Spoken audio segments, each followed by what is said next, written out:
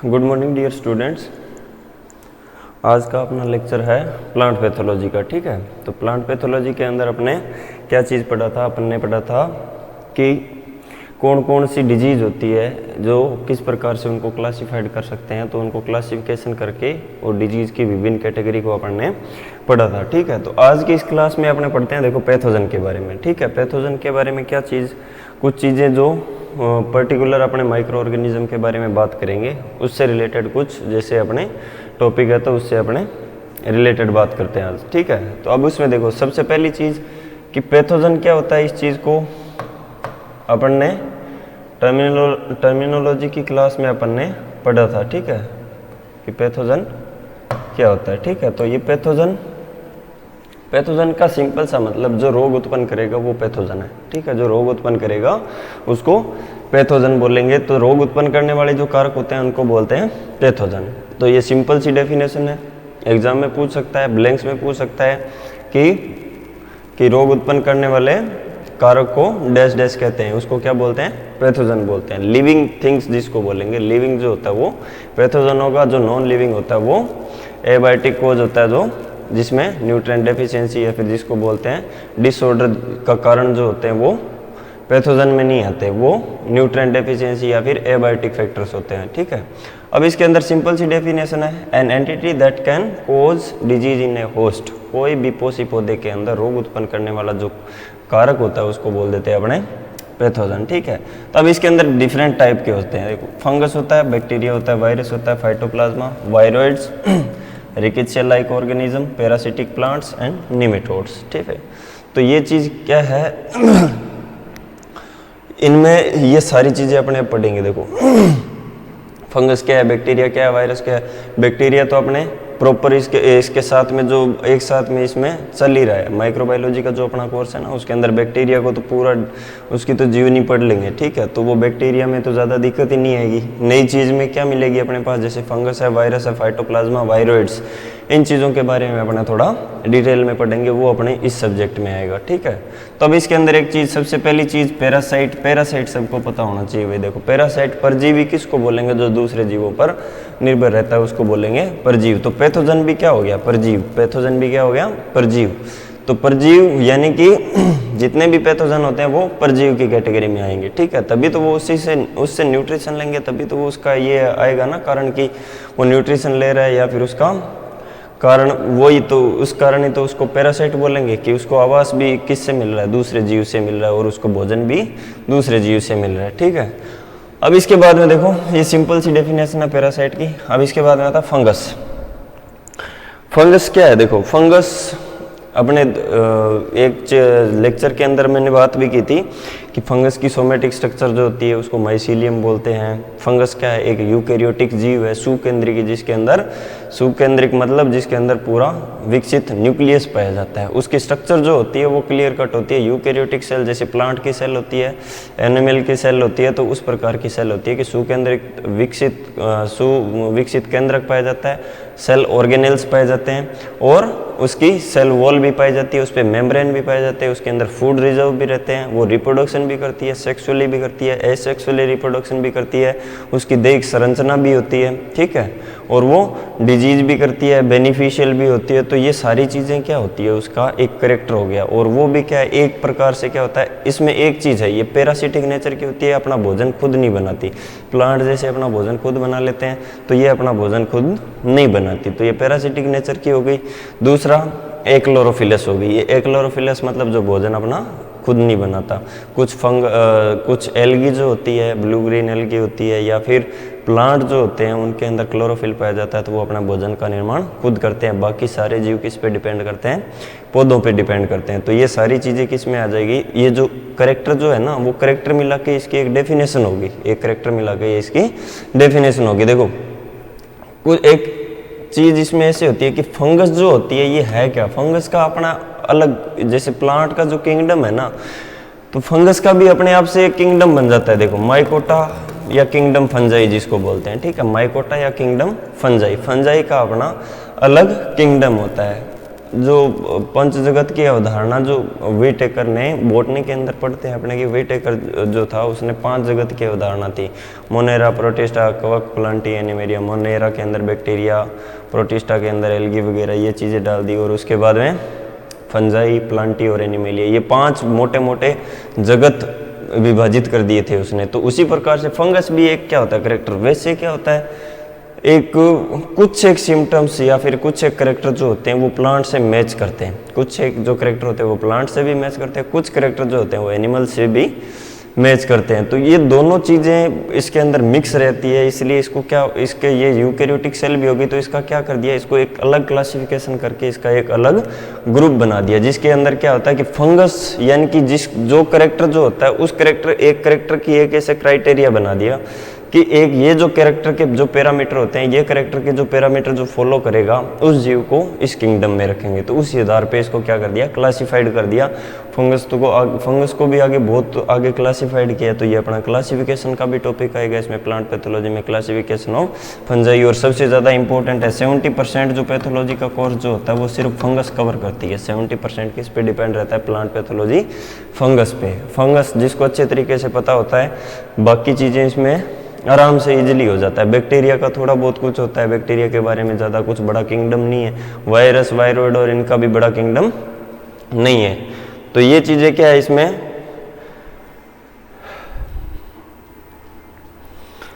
तो ये फंगस जो है, फंगस का जो करेक्टर जो होगा वो क्या होगा, देखो इसमें मेन चीज़ देखो, फंगस का जो मेन करेक्टर होगा, फंगस का जो करेक्टर होगा वो होगा न्यूक्लिएटेड। ठीक है, फंगस का जो करेक्टर होगा न्यूक्लिएटेड मतलब सुकेंद्रित, सुकेंद्रित यानी कि सुविकसित केंद्रक पाया जाता है जिसके अंदर। ठीक है, और स्पोर बियरिंग, स्पोर बियरिंग का मतलब बीजाणु का निर्माण करने वाली होती है। फंगस क्या होती है, बीजाणु का निर्माण करती है। एक क्लोरोफिलस, सीधा सा इसके अंदर क्लोरोफिल का अभाव होता है। ये डेफिनेशन सबको अच्छे तरीके से याद होनी चाहिए, फंगस का इंपॉर्टेंट है ये, तुम लोगों को परिभाषा इसकी याद होनी चाहिए। इसका ये परिभाषा इसका करेक्टर होगा। अगर तुम लोगों को ऐसे पूछ ले कि फंगस के कैरेक्टरिस्टिक्स लिखो तो उसमें भी ये क्या होता है कि स्पोर बनाने वाली होती है, एक क्लोरोफिलस होती है, सुकेंद्रित विकसित पाया जाता है, रिप्रोडक्शन किस टाइप का होता है, लैंगिक और अलैंगिक टाइप का होता है। तो ये सारी चीज़ें पैरासिटिक नेचर की होती है। तो हैबिटेट भी इसमें क्या हो जाएगा, पैरासिटिक नेचर, और हैबिटेट क्या होगा, सेप्रोबिक या पैरासिटिक नेचर का। ठीक है, एक क्लोरोफिलस हो गई, तो एक क्लोरोफिलस मतलब जिसके अंदर हरित लवक नहीं पाया जाता। ठीक है, अब इसके बाद में आता है इसमें ऑर्गेनिज्म। ठीक है, विच जनरली रिप्रोड्यूस सेक्सुअली और एसेक्सुअली, अलैंगिक और लैंगिक दोनों तरीके से ये विभाजित होती है। ठीक है, लैंगिक और अलैंगिक दोनों तरीके से ये विभाजित होती है। तो लैंगिक जनन में बहुत सारे टाइप होते हैं इसके, और अलैंगिक जनन में भी इसके बहुत सारे टाइप होते हैं। ठीक है, तो इसका रिप्रोडक्शन दोनों प्रकार से होता है। देखो लैंगिक और अलैंगिक दोनों, हर कोई ऑर्गेनिज्म जो होता है, ठीक है, तो वो क्या होता है रिप्रोडक्शन इनमें क्या होता है, जैसे लैंगिक और अलैंगिक ह्यूमन बींग्स को छोड़ के, बाकी एनिमल्स को छोड़ के, बाकी जो प्लांट्स और ये जो होते हैं ना, ये दोनों टाइप के होता है, सेक्सुअल और एसेक्सुअल, कायिक और जिसको बोलते हैं कायिक जनन जिसको बोलेंगे। ठीक है, एसेक्सुअल कायिक जनन होता है। पौधों में कायिक जनन होता है ना, कटिंग बडिंग करके एक पौधे से नया पौधा बना देते हैं, लेकिन एनिमल्स के अंदर ऐसी चीज़ें पॉसिबल नहीं होती। ठीक है, तो ये क्या होता है फिलामेंट, और इसमें क्या होगा filamentous branch somatic structure, filamentous branch somatic structure, जो इसकी कायिक जो संरचना होती है, ये मैंने पहले भी क्लास में बताया कि फिलामेंटस यानी कि तंतु में, फिलामेंटस मतलब तंतु में ब्रांच स्ट्रक्चर होती है। तंतु में एक जाल जो होता है, उस जाल को क्या बोल देते हैं अपने, फंगस बोलते हैं, उसका सोमेटिक स्ट्रक्चर बोलते हैं। जाल का मतलब क्या होता है, सिंपल सा देखो, उसके अंदर क्या होता है, बहुत सारी हाइफी जो होती है। हाइफी का मतलब एक सिंगल ब्रांच, एक सिंगल ब्रांच यानी कि एक माइसीलियम का एक हिस्सा जो कि अलग होके उस जिसको एक अलग पढ़ेंगे तो उसको क्या बोलेंगे, इसको एक ब्रांच को क्या बोलेंगे, हाइफी। और बहुत सारी हाइफी मिलके क्या बना देती है, कवक जाल। बहुत सारी हाइफी मिलके क्या बनाती है, कवक जाल। कवक जाल को क्या बोलते हैं, माइसीलियम। तो ये क्या होता है फिलामेंटस तंतु में संरचना, तंतु मतलब धागे की जैसी संरचना, तंतु में branched somatic structure are typically surrounded by cell wall, जिसके अंदर जो क्या जो स्ट्रक्चर जो होती है इसका, जो हाइफी या फिर कोई भी जो सेल होती है, वो सेल किसके उसके ऊपर क्या होता है, एक वॉल बनी होती है कंटेनिंग सेल्यूलोज और काइटिन और बोथ, ठीक है, सेल्यूलोज और काइटिन, ठीक है। तो सेलुलोज और काइटिन, मेन जो करेक्टर होता है ना वो तो होता है काइटिन। अगर एग्जाम में पूछेगा क्वेश्चन कि फंगस की जो सेल वॉल होती है, सेल वॉल कंपोज्ड ऑफ किसकी बनी होती है, तो वो क्या होगा, काइटिन। उसका सही आंसर क्या माना जाएगा, काइटिन। अगर एग्जाम में पूछे कि फंगस की जो कोशिका भित्ति जो होती है वो किसकी बनी होती है, वो होगी काइटिन की। और इसके अलावा एक ऐसा ग्रुप होता है फंगस का जिसको एक क्लास बोलते हैं, क्लास ऊमाइसीड्स, क्लास ऊमाइसीड्स, ये अपने क्लासिफिकेशन में भी पढ़ेंगे। एक ऐसी क्लास होती है फंगस की जिसकी जो सेल वॉल होती है वो सिर्फ सेलुलोज की बनी होती है, जो सेलुलोज की बनी होती है, लेकिन वो काइटिन की नहीं बनी होती। तो वो थोड़ा सा इसका एक अपवाद मान लो, उसका करेक्टर भी थोड़ा सा अलग होता है, पूर्ण तरीके से फंगस की तरह बिहेव नहीं करती वो, ठीक है। तो वो फाल्स फंजाई जैसे होती है कि दिखने में तो फंजाई है लेकिन फंजाई नहीं होती। ऐसे भी कुछ जीव होते हैं, लेकिन इसके अंदर कुछ कैरेक्टर फंगस के होते हैं, कुछ कैरेक्टर इसके अंदर दूसरे जीवों के होते हैं। तो वो क्या हो गया इसके अंदर, जैसे अमीबियोइड अमीबा का जो स्ट्रक्चर होती है, प्रोटोजोन्स जैसे होते हैं, तो उन पर उसके भी इसके अंदर कोई जैसे कैरेक्टर हो सकते हैं, ठीक है। तो ये इसलिए इसके अंदर जो वॉल जो बनी होती है वो किसकी होगी, सेलुलोज की। ये इसकी एक क्लास होती है, लेकिन मोस्टली जो फंगस जो होती है उनके मोस्ट ऑफ फंगस जो होती है उसके अंदर क्या होता है, काइटिन की वॉल बनी होती है। तो ये एग्जाम में पूछ सकता है, ठीक है। तो याद रख लेना, इंपॉर्टेंट है ये चीज़ें, जो जिन पे स्टार लगा रहा हूँ मैं, ये जिन पे गोले कर रहा हूँ, ये इंपॉर्टेंट है। ये कैसे पूछते हैं इनके क्वेश्चन पूछते हैं तुम्हें ऑब्जेक्टिव्स या ब्लैंक्स के अंदर, उससे रिलेटेड बता रहा हूँ मैं। अब इसके बाद में आता है बैक्टीरिया। देखो बैक्टीरिया अपन ने पढ़ चुके हैं, बैक्टीरिया को माइक्रोबायोलॉजी में अच्छी तरीके से, कोई दिक्कत नहीं है बैक्टीरिया में। बैक्टीरिया सिंपल सी चीज़ है, कुछ भी नहीं है इसमें, डिफाइन भी मैंने कर दिया उस जगह पे। क्या है, देखो माइक्रोस्कोपिक होता है और प्रोकैरियोटिक होता है, माइक्रोस्कोपिक और प्रोकैरियोटिक होता है। पेप्टिडोग्लाइकेन की सेल वॉल बनी होती है, बाइनरी फ्यूजन से ये रिप्रोड्यूस होता है। तो सिंपल सी डेफिनेशन जो होती है वो तो हो गई ये, ठीक है। तो microscopic one celled organism that reproduce by binary fusion. तो ये सिंपल सी डेफिनेशन है कि बैक्टीरिया की अगर परिभाषा पूछ ले तो क्या लिखना है इसमें, कि ये जो प्रोकैरियोटिक सेल होती है उसके ऊपर सेल वॉल होती है, पेप्टिडोग्लाइकेन होता है उसके अंदर, और बाइनरी फ्यूजन से जो रिप्रोड्यूस होता है, और मोस्टली जो होते हैं वो प्लांट पैथोजेनिक होते हैं। तो पैथोजन आपने पैथोलॉजी से रिलेटेड पूछेगा तो प्लांट पैथोजेनिक लिखेंगे, और एक एग्जाम्पल लिख देंगे उसके कोई डिजीज का, जैसे सिट्रस का कैंकर, ठीक है। सिट्रस का कैंकर डिजीज ये कोज्ड बाय बैक्टीरिया ज़ैंथोमोनास। तो ये चीज़ क्या हो जाएगी, बैक्टीरिया की डेफिनेशन होगी कंप्लीट, ठीक है। इसमें ज़्यादा कुछ नहीं है, ये पढ़ चुके हैं अपने। वायरस देखो क्या है, वायरस के अंदर ज़्यादा कुछ बड़ी कहानी नहीं होती वायरस में। जैसे बैक्टीरिया, फंगस और इनकी जैसे स्ट्रक्चर होती है ना, उससे बहुत ईजी होता है वायरस, इससे वायरस बहुत ईजी होता है, लेकिन इसको कंट्रोल करना बहुत मुश्किल होता है। वायरस बॉडी में बहुत सिंपल होता है, लेकिन इसको कंट्रोल करना बहुत मुश्किल होता है। उसी प्रकार से बैक्टीरिया और फंगस जो होती है उनकी बॉडी बहुत कॉम्प्लिकेटेड होती है, यानी कि पूरी ऑर्गेनाइज्ड होती है, लेकिन इनको कंट्रोल करना इनकी बजाय आसान होता है। वायरस का एक कारण ये होता है कि इसके कोई भी केमिकल इफेक्ट सीधा अपने नहीं डाल सकते इसके ऊपर। क्यों? क्योंकि वायरस, देखो वायरस को अपन डिफाइन करेंगे तो ठीक है, तो वायरस क्या होता है, सब माइक्रोस्कोपिक मतलब माइक्रोस्कोप का भी, देखो माइक्रोस्कोप जो होता है अपने नॉर्मल जो कंपाउंड माइक्रोस्कोप में कोई चीज़ को देख लेते हैं, लेकिन इसको कंपाउंड माइक्रोस्कोप में भी नहीं देख सकते। इनके लिए क्या होता है, इनका इलेक्ट्रॉन माइक्रोस्कोप जैसी जो इक्विपमेंट होते हैं अपने, उसको अपने काम में लेते हैं। तो इसलिए इसको क्या बोलते हैं, सब माइक्रोस्कोपिक, बहुत छोटा होता है, माइक्रोस्कोपिक से भी छोटा, तो सब माइक्रोस्कोपिक होता है। वायरस के अंदर होता क्या चीज़ है, देखो वायरस के अंदर दो ही चीज़ होगी, एक तो कोट प्रोटीन और दूसरा उसके अंदर न्यूक्लिक एसिड, ठीक है। तो दो चीज़ होती है इसके अंदर, देखो प्रोटीन और डीएनए, दो चीज़, डीएनए या फिर आरएनए, डीएनए या आरएनए, इसको न्यूक्लिक एसिड लिख सकते हैं अपने, न्यूक्लिक एसिड जो कि डीएनए आरएनए होते हैं, ठीक है। जिनको ये दो इनको देखो, अब ये जो क्या चीज़ है, न्यूक्लिक एसिड को कौन प्रोटेक्ट करता है, इनको कोट प्रोटीन, इनको क्या बोलते हैं, कोट प्रोटीन। कोट प्रोटीन मतलब जिसके चारों ओर कोटिंग करता है, कोटिंग मतलब घेरा बना के रखता है, उस न्यूक्लिक एसिड को प्रोटेक्ट करके रखता है, बचा के रखता है कोई एक्सटर्नल डैमेज से, बाह्य डैमेज से इसको बचाता है, इसलिए, ठीक है। तो ये इन्वायरमेंट के अंदर भी कैसे रहेगा, उस चीज़ से भी प्रोटेक्ट करता है, और वॉल कोई भी बॉडी के अंदर जब एंटर करता है तो उस टाइम इसका मूवमेंट के अंदर भी रोल रहता है। इसका जो मूवमेंट प्रोटीन बोलते हैं, कोट प्रोटीन जो होती है, मूवमेंट प्रोटीन वायरस को एक जगह से दूसरी जगह पे ले जाने का भी काम करता है। ये क्या चीज़ है, देखो डीएनए और आरएनए, सिंपल सा तरीका है इसके अंदर। एक चीज़ देखो, इसमें बहुत ज़्यादा कुछ नहीं होता इसके अंदर। डीएनए या आरएनए दो चीज़ हो सकती है इसके अंदर, या तो होगा डीएनए या होगा आरएनए। डीएनए भी क्या हो सकता है, single strand DNA, single strand का मतलब एक सीधी बस स्ट्रक्चर, या हो सकता है डबल स्ट्रैंड डीएनए, या हो सकता है डबल स्ट्रैंड डीएनए। तो डबल स्ट्रैंड डीएनए तो देखा ही होगा कैसे होता है, इस प्रकार से आपने जो पढ़ा है पहले। तो ये डबल स्ट्रैंड डीएनए हो गया, तो इस प्रकार का हो सकता है। आरएनए होगा तो कैसे होगा, सिंगल स्ट्रैंड आरएनए होगा। डबल स्ट्रैंड आरएनए होगा तो वो भी इसी प्रकार से होगा। तो सिंगल और डबल इस टाइप का हो सकता है। तो ये दो टाइप का, इसके चार तरीके से इसका जीनोमिक स्ट्रक्चर हो सकता है इसके अंदर, ठीक है। अब इसमें देखो क्या चीज़ है, डीएनए और आरएनए में क्या है, एक सिंपल सा मैसेज होता है। डीएनए और आरएनए में क्या होता है, एक मैसेज होता है, कोई भी चीज़ का मैसेज होता है। और डीएनए और आरएनए में क्या होते हैं, जीन। जीन का मतलब क्या हो गया, जैसे AUGCTAGCA, इस प्रकार से कोई एक कोड है, ये कोई एक कोड है, ठीक है। तो ये जो कोड होते हैं ना, ये बहुत सारे कोड मिलके तो क्या बना देते हैं, डीएनए और आरएनए। और ये क्या है, एक मैसेज, ये क्या है, एक मैसेज हो गया, ये एक संदेश हो गया।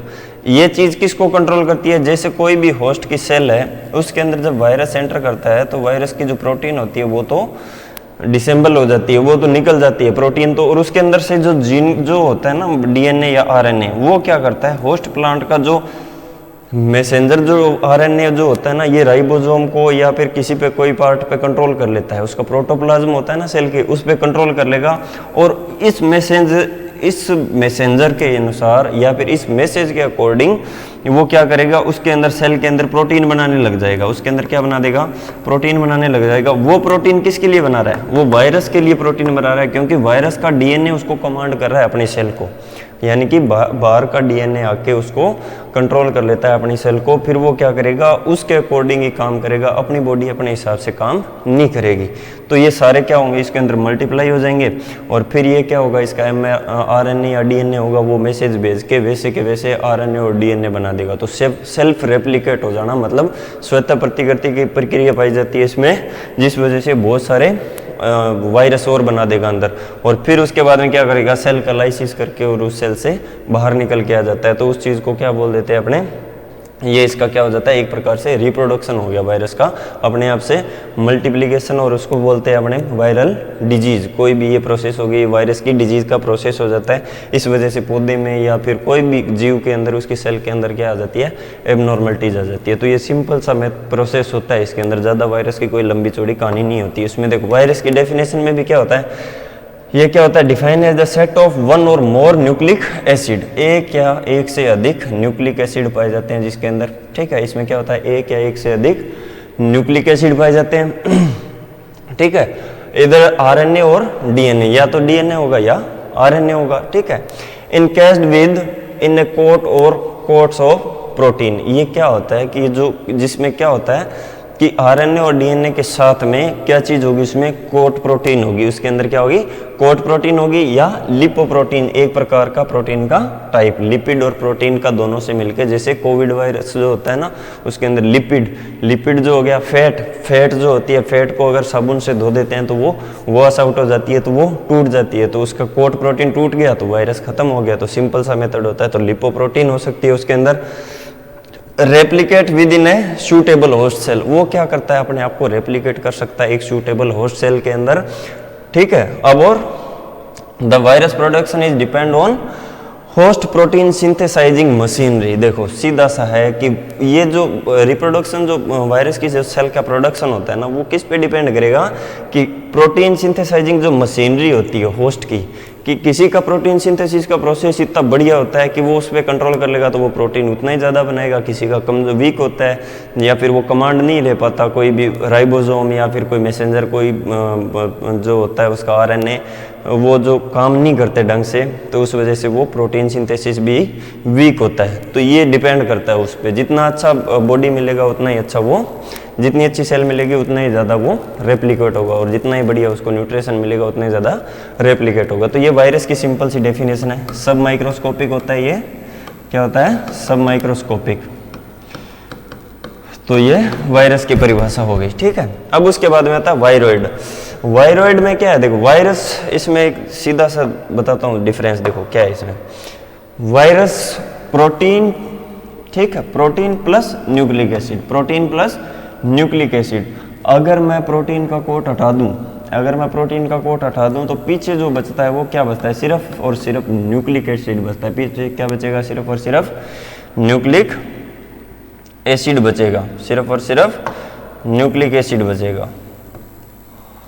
अब ये जो होता है ना, ये न्यूक्लिक एसिड ही क्या होता है अपने आप में, इन्फेक्शियस होता है। ये न्यूक्लिक एसिड अपने आप में क्या होता है, इन्फेक्शियस होता है, संक्रमणकारी होता है, रोग उत्पन्न करने की क्षमता रखता है। तो ये क्या होता है, एक आरएनए होता है। ये क्या होता है, आरएनए, सिंगल स्ट्रैंड आरएनए, एक सिंगल स्ट्रैंड नेक्ड मतलब नग्न, नेक्ड आरएनए जो होता है उसको क्या बोल देते हैं अपने, वायरॉइड। देखो सिंपल सा, वायरस का प्रोटीन कोट हटा दो, पीछे जो चीज बचती है वो क्या होता है, इन्फेक्शियस जो नेचर का बचता है वो क्या होता है, वायरॉइड, ठीक है। तो ये क्या है, देखो वायरॉइड क्या होता है, viroid are small low molecular weight RNA. Low molecular weight RNA मतलब आरएनए का साइज भी बहुत छोटा होता है, ठीक है। यूनिट 25370 बेस पेयर, कितना, 250 से 350 370 बेस पेयर। बेस पेयर मतलब जैसे ए के साथ में टी जुड़ गया तो इस प्रकार के 370 इसके बेस पेयर होते हैं, ठीक है। तो इस प्रकार की स्ट्रक्चर होती है base pair. Lack of protein coat, lack of coat protein मतलब उसके चारों तरफ आवरण नहीं होता प्रोटीन कोट का।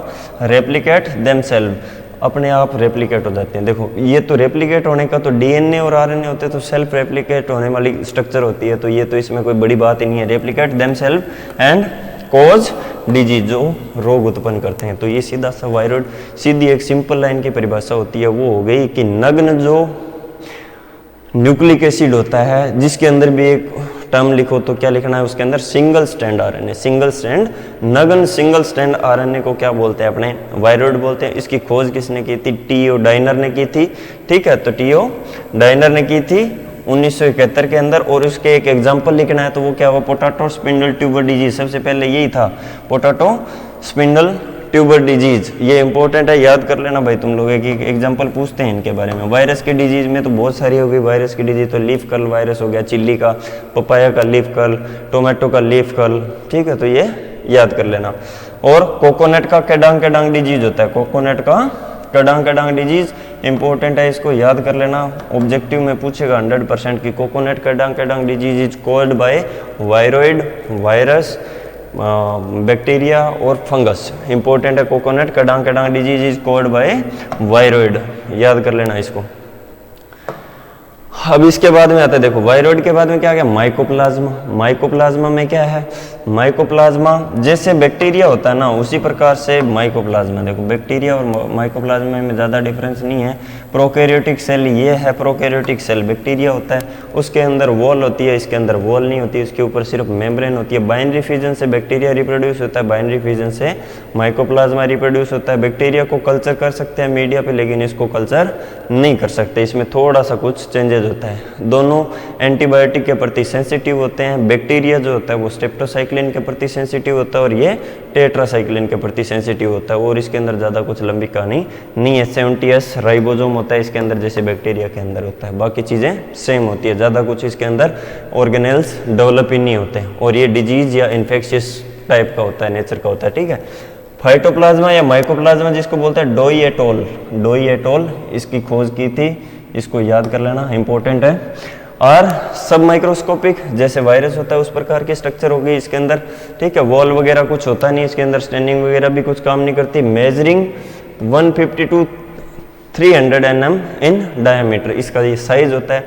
Having ribosome and DNA strand enclosed bye A bilayer membrane, इसके ऊपर क्या होता है, सिर्फ मेम्ब्रेन होती है, ठीक है। बाई या 3 लेयर्ड बोलते हैं जिसको, त्रिस्तरीय आवरण रहता है, ऐसी स्ट्रक्चर होती है। इसके ऊपर सिर्फ और सिर्फ झिल्ली पाई जाती है और इसके अंदर कुछ ही नहीं होता, ठीक है। ये झिल्ली से घिरा रहता है but not the cell wall, इसके ऊपर सेल वॉल नहीं पाई जाती, इसके ऊपर सेल वॉल नहीं पाई जाती। इसीलिए ये क्या होता है, स्टेप्टोसाइक्लिन के प्रति सेंसिटिव नहीं होता, क्योंकि वो किस पे काम करती है, वॉल पे काम करती है, ठीक है। Replicate bye binary fission, binary fission से रिप्रोड्यूस होता है।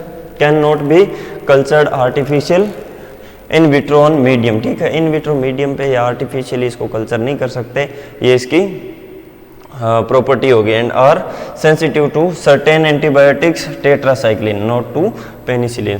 टेट्रासाइक्लिन के प्रति सेंसिटिव होता है। 3 लेयर्ड मेम्ब्रेन होती है, प्रोकैरियोटिक सेल होता है, सुकेंद्रित विकसित का अभाव होता है और ये टेट्रासाइक्लिन के प्रति सेंसिटिव हो गई, ठीक है। और बाइनरी फिजन से ये रिप्रोड्यूस होता है, इसके अंदर 70S राइबोसोम पाया जाता है। ये बैक्टीरिया की तरह ही होता है और पैरासिटिक नेचर का होता है और पौधों में रोग उत्पन्न करता है। कल्चर मीडिया पे इसको ग्रो नहीं कर सकते। और इसके अंदर माइकोप्लाज्मा, इसका एक ग्रुप है ना, इसको मोलिकट्स बोलते हैं, एमेलोज या इनको बोलते हैं मोलिकट्स, ठीक है। मोलिकट्स मतलब सूक्ष्म, जो सूक्ष्म जीव है ना उसको एक अलग कैटेगरी बना दिया, इसको मोलिकट बोलते हैं इनको, ठीक है। तो मोलिकट या एमेलोज, माइकोप्लाज्मा लाइक ऑर्गेनिज्म, इसको आगे कैटेगराइज किया है, माइकोप्लाज्मा को भी कैटेगराइज किया है। कैसा कैसा कैटेगरी है इसका, देखो इसकी कैटेगरी बताता हूँ क्या है इसमें। इसमें कैटेगरी क्या है, इसको एक तो बोलते हैं फाइटोप्लाज्मा, इसको क्या बोलते हैं, फाइटोप्लाज्मा।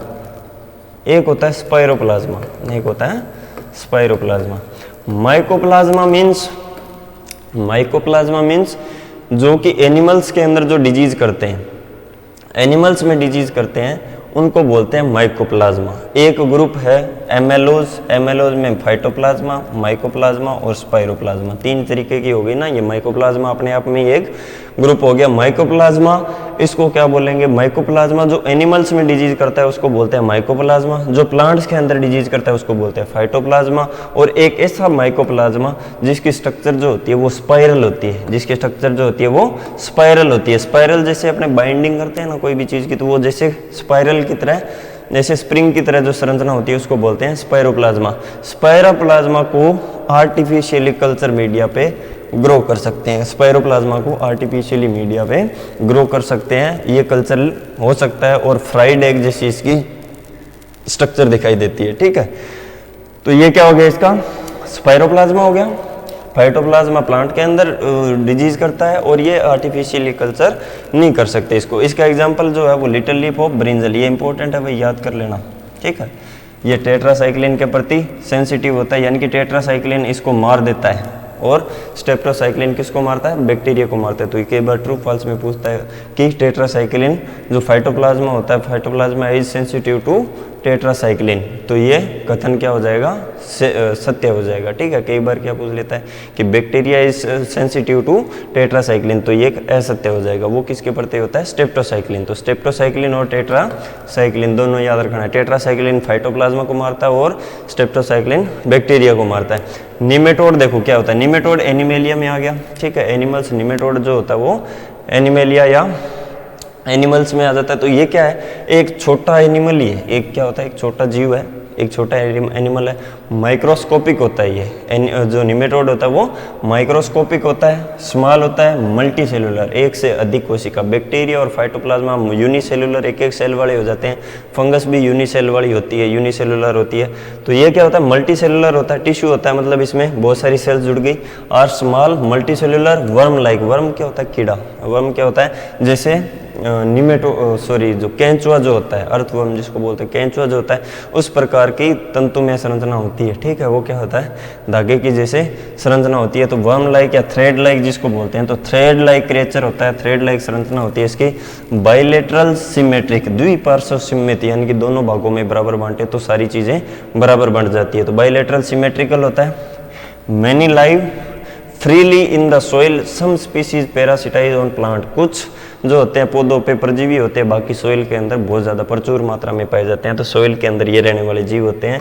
एग्जाम्पल जो होता है year Kokalla of wheat, wheat के अंदर डिजीज होती है ईयर कोकल डिजीज, टुंडू डिजीज, जो कि एंग्वेना ट्रिटेसाइज से किया जाता है। और पोटैटो का सिस्ट निमेटोड है, उसका नाम ग्लोबोडेरा है। तो ये दोनों एग्जाम्पल याद कर लेना, इंपॉर्टेंट है। निमेटोड की परिभाषा इतनी है बस। माइक्रोस्कोपिक होता है ये, एनिमल का प्रकार होता है एक, और स्मॉल होता है, मल्टी सेलुलर होता है, वर्म लाइक स्ट्रक्चर होती है, बायोलेट्रिकल सिमेट्रिकल होता है, और इसके अंदर क्या होता है, ये देखो दोनों साइड से क्या होता है, टेकवे के आकार का होता है, दोनों साइड से नुकीला होता है, धागे की जैसी संरचना होती है। फीमेल और मेल में भी थोड़ा डिफरेंस होता है, ज़्यादा नहीं पढ़ना, बस सिर्फ डेफिनेशन का ध्यान रखना है। अब इसमें देखो ग्रीन एल्गी, एल्गी तो सबको पता है कि शैवाल क्या होती है, शैवाल जो होती है वो क्या करती है, ये ग्रीन एल्गी और सिंगल सेल्ड और मल्टी सेलुलर, एक कोशिकीय या बहुकोशिकीय संरचना होती है।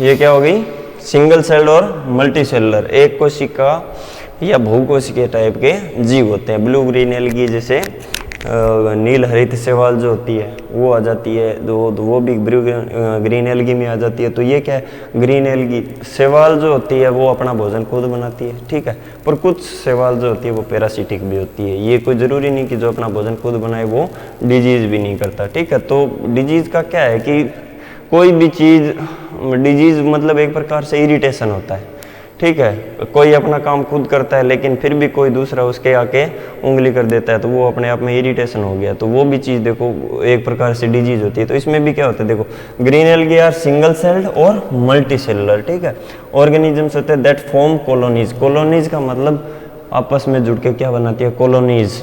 कॉलोनीज बनाना मतलब अपने कहीं भी पानी खड़ा होता है तो पानी के अंदर क्या होते हैं, छोटे छोटे ऐसे हरे हरे दाने दाने से उभार दिखाई देते हैं, वो कॉलोनीज होती है। जैसे बैक्टीरिया की कॉलोनी बताई थी ना, वैसे ये कॉलोनीज बनाते हैं, ठीक है। कॉलोनीज मतलब ऐसे ऐसे छोटे छोटे दाने दाने से दिखते हैं, वो एक एक सेल होती है, वो एक साथ जुड़ी रहती है, उसको क्या बोलते थे, कॉलोनीज बोलते हैं। फ्री लिविंग ऑर्गेनिज्म होता है, फ्री लिविंग ऑर्गेनिज्म वाटर के अंदर रहेगा, एक्वाटिक हैबिटेट का होता है, तो वो फ्री लिविंग हो गया। All of which have chlorophyll, सारे के सारे जिनमें जो होती है उनमें क्या होता है, क्लोरोफिल पाया जाता है, अपना भोजन खुद बनाती है। Some of the green algae are parasitic on higher plant, कुछ एक जो ग्रीन एल्गी होती है वो पैरासिटिक होती है। जैसे सिफेलरस ग्रीन एल्गी जो होती है वो अटैक करती है टी के अंदर, टी के अंदर क्या करती है, टी की रस्ट डिजीज करती है। ये क्या करती है, टी के अंदर रस्ट डिजीज, तो ये इंपॉर्टेंट है इसके अंदर, ठीक है। तो टी की रस्ट डिजीज कौन करता है, सिफेलरस। सिफेलरस ग्रीन एल्गी जो होती है या फिर एल्गी के द्वारा होता है। इंपॉर्टेंट एग्जाम में क्वेश्चन पूछ लेता है कि टी की जो रस्ट डिजीज होती है किसके द्वारा की जाती है, टी की rust disease is called bye algae. उसमें इतना ही पूछेगा, एल्गी, फंगस, बैक्टीरिया और निमेटोड, तो एल्गी के द्वारा होता है, ठीक है। कॉफी का या कोकोआ, इन सब पे ये सेम फैमिली की जो होती है इन पे अटैक कर देती है ये। अब उसके बाद आता है प्रोटोजोआ, ठीक है। प्रोटोजोआ क्या है, जैसे अमीबा होता है वैसे प्रोटोजोआ होता है। एनिमल्स जो किंगडम आता है उसके अंदर आता है, उसका ये एक आगे विभाग होता है, ठीक है, डिवीजन। या प्रोटोजोआ क्या होता है, protozoa are mostly one celled, एक सिंगल कोशिका वाला जीव होता है जो कि माइक्रोस्कोपिक होता है। माइक्रोस्कोपिक ऑर्गेनिज्म जनरली मोटाइल, जो कि चलायमान होता है, चलित होता है, मोटाइल यानी कि गतिशील होता है, ठीक है, यानी कि किसके द्वारा, एंड हैव टिपिकल न्यूक्लियस, उसके अंदर पूरा विकसित न्यूक्लियस पाया जाता है। और protozoa move by flagella, flagella के द्वारा, जैसे सीलिया और फ्लैजिला में डिफरेंस बताया था, तो वहाँ बताया था ना, यूग्लिना, पैरामीशियम, तो उसी प्रकार इसके अंदर क्या होता है, अमीबा एक कोशिकीय जीव होता है जिसके अंदर सूडोपोडिया पाया जाता है, और कोई भी एक दूसरा उसका ग्रुप का जो जीव होता है उसके अंदर फ्लैजिला पाई जाती है, जैसे यूग्लिना, पैरामीशियम जो होते हैं उनमें। तो ये क्या होते हैं, अमीबा। अमीबा यानी कि अमीबोइड स्ट्रक्चर, अमीबा अपने आप में एक परिभाषा ही है, ठीक है, अमीबा भी अपने आप में एक परिभाषा है जो कि प्रोटोजोआ का प्रकार होता है, ठीक है। तो ये डिजीज भी पैदा कर देते हैं, ठीक है। तो ये क्या है, सूडोपोडिया से और by movement of the cell itself, cell के मूवमेंट से, या फिर सीलिया या फिर फ्लैजिला या फिर सूडोपोडिया से इनके बीच, इनमें क्या होता है, मूवमेंट होता है। मोटाइल सेल होती है, वन सेल्ड होता है और माइक्रोस्कोपिक होता है और डिजीज उत्पन्न करने वाले होते हैं, पैरासिटिक होते हैं। ये तो हो गया अपना ग्रुप कि कौन कौन से प्रकार के माइक्रो ऑर्गेनिज्म होते हैं जो इसमें पौधों में डिजीज करते हैं। एक चीज हो रहता है इसके अंदर, फेनेरोगेमिक